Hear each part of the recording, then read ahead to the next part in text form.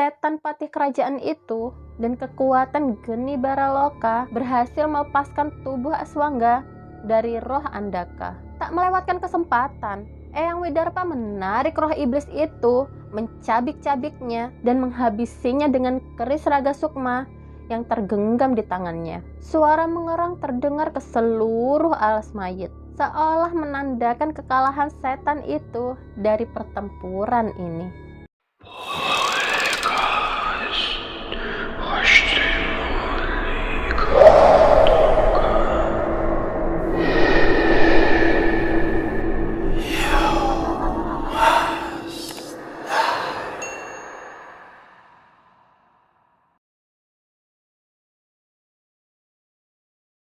Hai, aku Santi. Untuk kalian pecinta horor, yuk gabung ke channelku. Sebelumnya, aku minta maaf banget kalau video kali ini akan sedikit kacau karena aku juga lagi sakit. Dan semoga kalian yang ada di sana jangan ikutan sakit juga karena sakit itu gak enak. Kenapa aku maksain diri buat tetap buat video meskipun lagi sakit? Karena aku juga gak sabar buat ceritain ke kalian gimana ending dari kisah di Gending Alas Mayit ini. Oke, kita masuk di part 8, part terakhir, dan semoga happy ending ya. Dan di part ini Kak Dioseta kasih judul Tataran Pungkasan atau Pertunjukan Akhir. Oke, tanpa basa-basi lagi, kita langsung masuk aja ke videonya. Semua kenangan tentang Laksmi teringat dengan jelas di pikiranku ketika melihat senyumnya lagi. Perlahan Laksmi berjalan di depanku. Air di sendang banyu ireng mulai menutupi hingga ke pinggangku. Sebuah gong tua dengan akar pohon beringin yang membatu berada di hadapanku. Sebelum Laksmi sempat menoleh, aku membacakan ajian penguat raga dan memukul sekeras-kerasnya ke arah batu itu hingga hancur berkeping-keping. Melihat reaksiku, semua tercengang. Setan itu membalikkan badannya. Wajahnya terlihat sangat kesal.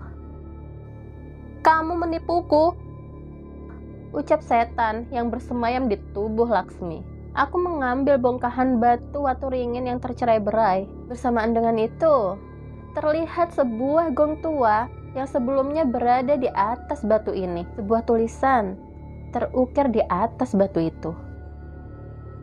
"Pengusaha waturingin itu manggon layani sang Prabu.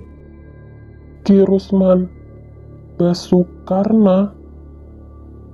Cahyo, Ki Rusman Basukarna. Jangan-jangan Mbah Rusman yang membuat gong ini? Teriakku dari tengah sendang. Belum sempat mendengar jawaban Cahyo, setan Laksmi memerintahkan anak buahnya untuk menyerangku. Namun, semua setan itu terbakar oleh ayat suci yang dibacakan Pak Sardi yang mencoba mendekat ke arahku.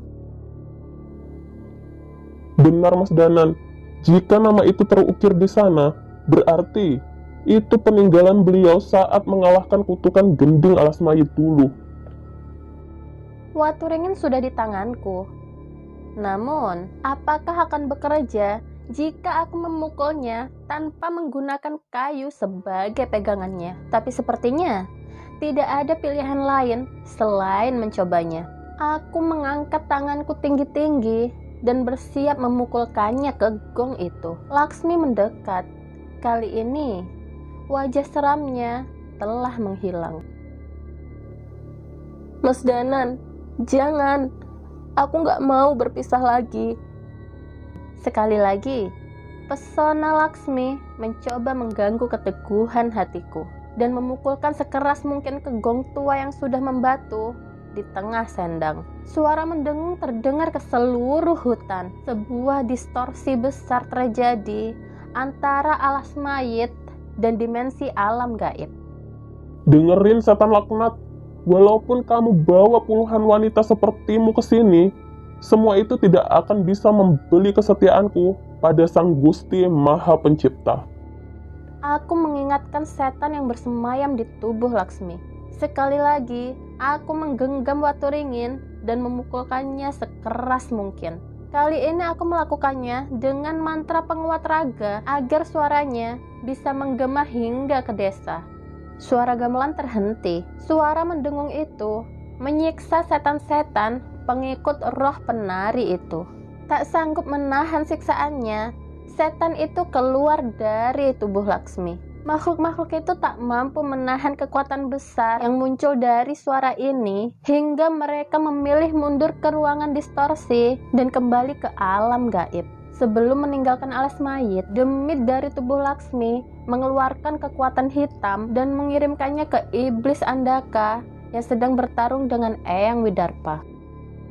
Andaka, ku berikan kekuatan Patih Gardapati padamu. Habisi mereka dan bangkitkan aku lagi. Perintah makhluk itu sebelum meninggalkan alas mayit. Suara gong mendengung sangat lama. Warga terlepas dari kutukan dan segera meninggalkan alas mayit dengan bantuan Sekar. Setan-setan alas mayit pun tak lagi mengikuti perintah Handaka. Mereka meninggalkan Sendang Banyu Ireng dan menjauh dari medan pertempuran ini. Sudah, hentikan perbuatanmu, Andaka. Ucap Cahyo yang mencoba membantu Eyang Widarpa. Setan itu masih diselimuti kekuatan hitam. Eyang Widarpa pun belum berani menyentuhnya. Jangan sombong. Kekuatanku ini cukup untuk menghabisi kalian semua. Cahyo tidak sabar. Ia memukulkan lengannya yang telah diperkuat dengan roh Wanasura dan memukulkannya ke Andaka. Hanya dengan satu tangannya, Andaka menahan serangan Cahyo yang seharusnya dapat menghancurkan batu yang sangat besar hanya dengan sekali serang. Sebuah tendangan diarahkan kepada Cahyo. Ia mencoba menahannya, namun terpental dan tersungkur ke tanah. Gila, kekuatan macam apa itu? Itu adalah kekuatan Andaka dan Gardapati, kedua patih kerajaan yang terkenal di tubuh raksasa itu. Merasa bahaya yang lebih besar, aku mendekat dan mencoba membantu Eyang Widarpa. Eyang, apa kita harus menyatukan kekuatan lagi seperti saat melawan Brakaraswana? Jasa, itu dalam gaib. Yang bergabung denganku itu Sukmamu. Kalau kita menggunakan kekuatan itu sekarang, kamu tidak akan bisa kembali lagi ke ragamu. Ia maju mendekat ke Andaka, seolah bersiap melawannya. Biar aku sendiri yang hadapi dia. Ini urusanku yang belum terselesaikan. Tidak mungkin. Meskipun Eyang Widarpa sangat kuat, tapi aku tahu kekuatan ia saat ini masih jauh dari Andaka yang sekarang. Kami akan membantu. Cahyo berdiri dan mendekat ke Eyang Widarpa. Namun, sebuah tendangan dari Eyang Widarpa menyapu tubuh Cahyo hingga terpental lagi. Itu dilarang karena sudah menyebutkan demit tuan dia. Kalian tidak bisa ikut campur. Cahyo menggaru-garu kepalanya dan mencoba berdiri menghampirinya lagi. Nyimpen dendam itu nggak baik loh, Mbah. Aku mengerti maksud Eyang Widarpa dan mencoba menahan Cahyo. Eyang, paling nggak gunakan ini. Sebuah keris raga sukma peninggalan leluhurku kulemparkan kepada Eyang Widarpa. Tanpa berbicara sepatah kata pun, Eyang Widarpa menangkap keris itu dan memulai pertarungan. Sebuah tusukan dihujamkan ke tubuh Handaka, namun dihindari dengan mudah. Eyang melompat mundur dan menerjang kembali dengan lincah. Terlihat sebisa mungkin Eyang Widarpa menghindar dari pukulan Andaka yang mungkin bisa menyebabkan serangan yang fatal. Hentikan, Widarpa. Tak ada satupun seranganmu yang akan melukaiku. Ucap Andaka dengan sombong. Kalau tidak akan melukaimu, tidak mungkin kamu menghindari serangan ini kan? Eyang Widarpa mencoba menerjang sekali lagi, dan kali ini tusukannya tepat di jantung Andaka. Berhasil. Akhirnya keris raga sukma menembus tubuh Andaka. Namun Andaka terlihat tidak bergeming saat kerisnya dicabut. lukanya kembali menutup. Aku sudah bilang, semua seranganmu tidak ada gunanya. Setan itu berkata sombong di hadapan kami. Semua serangannya benar-benar tidak ada artinya. Tanpa melewatkan kesempatan, Andaka memberikan serangan bertubi-tubi pada Eyang Widarpa. Cakaran hingga pukulan tanpa henti membuat Eyang Widarpa tak berdaya. Aku bersiap menolongnya, namun Eyang Widarpa tetap menahanku. Mundur!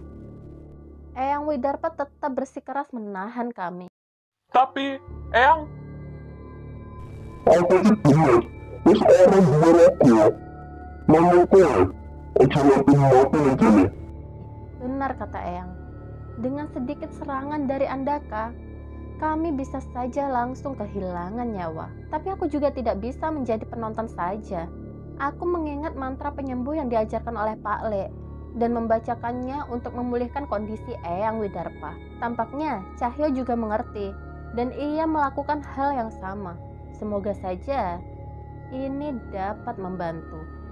Mendadak muncul api putih di tubuh Andaka. Terlihat terjadi pemisahan kekuatan dari tubuhnya. Itu perbuatan Pak Sardi. Ia juga mencoba membantu Eyang Widarpa dengan mengirimkan geni Baraloka kepada Andaka. Melihat hal itu, Eyang Widarpa menyadari sesuatu. Bicara asu. Apa benar jasad wajah dikuburkan di sana? Eyang Widarpa bertanya sambil menolehkan wajahnya ke arah Watu Ringin. Itu yang tertulis di gong itu, Eyang. Sekali lagi, hantaman keras diarahkan kepada Eyang. Namun, ia menghindar dan melompat sejauh mungkin. Nampaknya, mantra penyembuh dari Pak Le bekerja juga pada Eyang Widarpa. Kulayan izin, kandungan kekuatan sang Prabu. Seolah menyambut perbuatan Eyang Widarpa, tanah mulai bergetar. Air di sendang Banyu Ireng surut masuk ke dalam tanah. Terlihat akar pohon beringin yang lebih besar di bawah kaki Eyang Widarpa. Sebuah kekuatan merasuki keris Raga Sukma yang ditancapkan oleh Eyang Widarpa. Merasa akan adanya bahaya, Andaka mengejar Eyang Widarpa dan menyerangnya. Namun, Cahyo cukup cepat untuk memukulnya sekuat tenaga. Walau tidak bisa melukai Andaka, setidaknya Cahyo bisa memberikan waktu. Gunakan api Baraloka sekali lagi, sebesar yang kalian bisa. Aku dan Pak Sardi membacakan mantra pembakar menggunakan geni Baraloka yang sudah membesar. Sekali lagi, tubuh Aswangga terlihat menolak kekuatan kedua demit patih dari tubuhnya. Eyang Widarpa menarik keris Raga Sukma yang sudah diselimuti kekuatan dan menghujamkan ke jantung setan itu.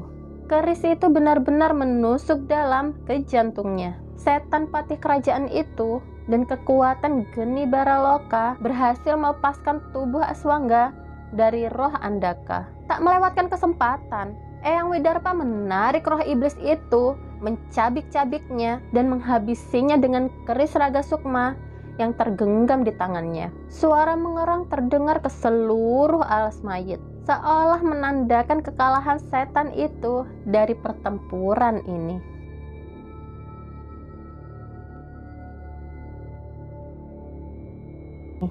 Keheningan yang cukup lama terasa di tengah hutan yang gelap ini. Hampir tidak ada sisa kekuatan dari tubuh kami setelah serangan terakhir tadi. Eyang Widarpa masih terduduk di atas Watu Ringin, tepat di mana jasad sang raja dikubur. Kami mencoba berdiri dan menghampiri Eyang, dan ia mencoba berdiri sambil menatapku.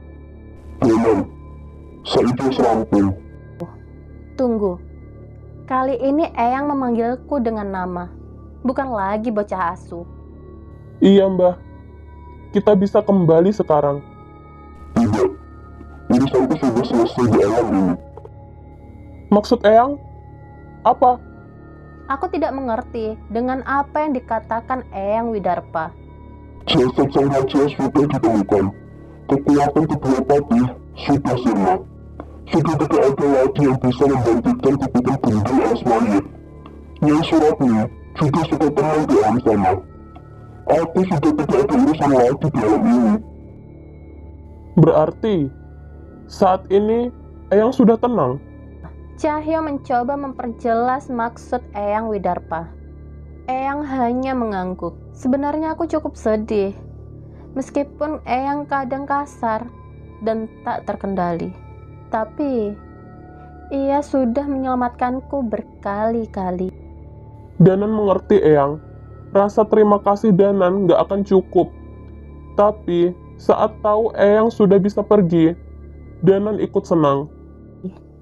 Sebuah kekuatan besar akan sirna dariku. Entah nanti. Apakah aku sanggup saat menghadapi musuh seperti Andaka atau Brakaraswana? Simpan lagi terus Raka Sukma ke dalam sukmamu. Lafalkan mantra leluhur itu saat kamu dalam bahaya. Eyang Widarpa memberikan keris Raga Sukma kembali padaku.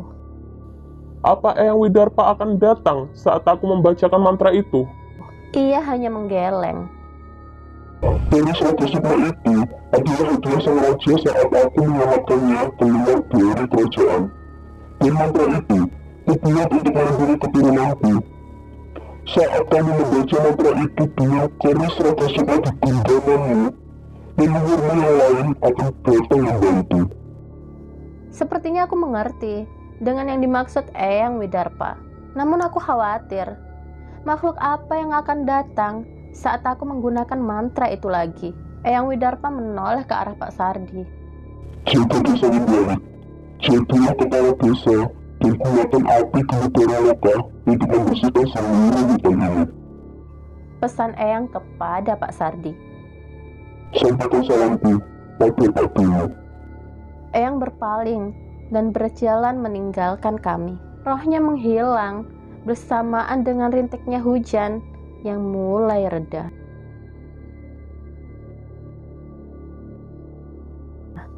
Pagi mulai datang, kami kembali ke desa. Terlihat Sekar masih sibuk mengurus warga desa yang terluka, tapi sepertinya cukup banyak warga desa yang mulai sehat dan ikut membantu. Kami memutuskan untuk tinggal beberapa hari sambil sedikit membantu kondisi desa setelah hilangnya kutukan gending alas mayit. Di sisa waktu kami di sana, kami saling bertukar ilmu dengan Pak Sardi dan menikmati keindahan alam di desa Windu Alit yang sebelumnya tertutup oleh kutukan. Mas Danan, Mas Cahyo, yakin udah mau pulang? Tinggal di sini lebih lama juga nggak masalah kok. Tuh Cahyo, mau tinggal di sini nggak? Ntar kangen lagi sama Sekar. Enak aja, kalau kangen kan tinggal main kesini lagi, iya kan Sekar? Ucap Cahyo sambil melirik ke arah Sekar. Iya Mas Cahyo, bisa kesini kapan aja kok. Langsung ngajak orang tua juga nggak apa-apa. Sekar menjawab ucapan Cahyo sambil tersipu malu. Aku tertawa kecil, tapi ternyata tidak dengan Cahyo. Heh, lampu hijau tuh. Aku menepuk bahu Cahyo, menyadarkannya dari lamunan. Iya, ya udah, kami izin pamit ya. Sekar, jaga baik-baik kedua orang tuamu ya. Dan segera kami meninggalkan desa Windu Alit, desa terpencil di kaki Gunung Merapi yang menyimpan banyak misteri. Selesai.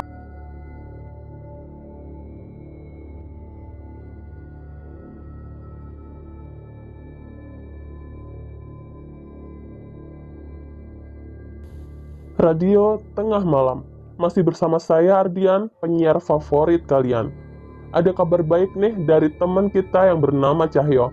Kabarnya, dia sudah berhasil menyelesaikan permasalahan kutukan gending alas mayit.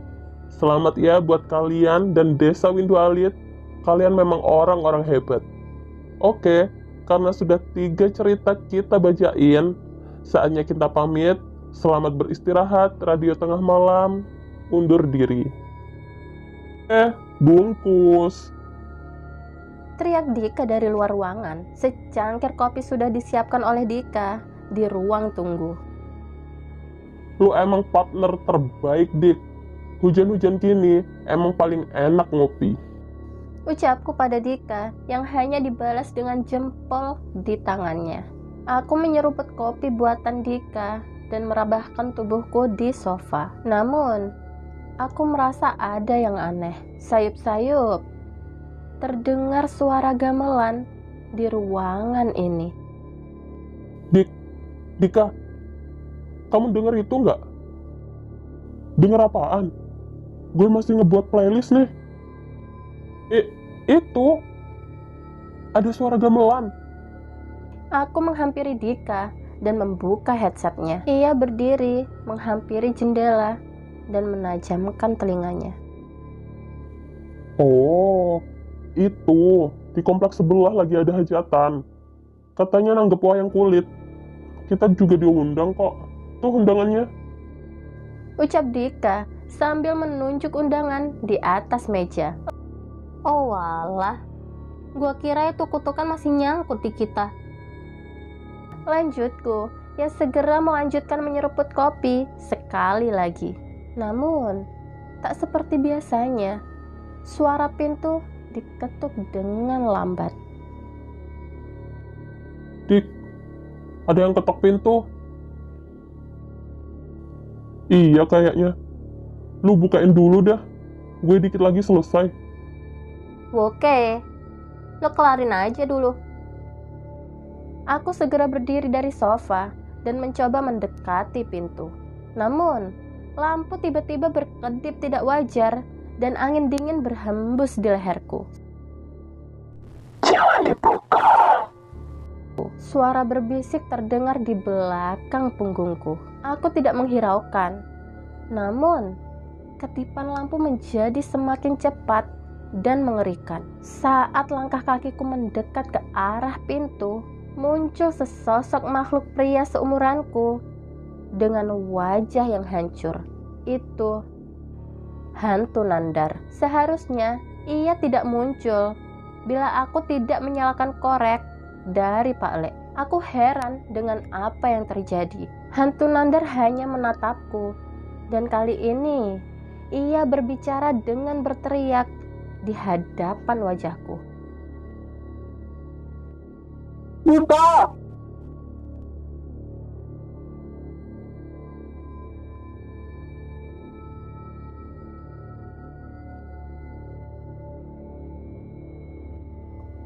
Tamat.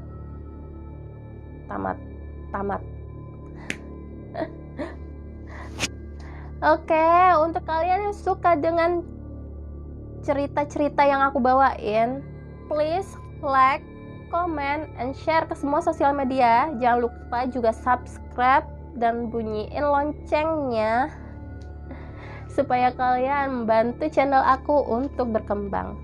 Aku Santi, pamit undur diri. Dah.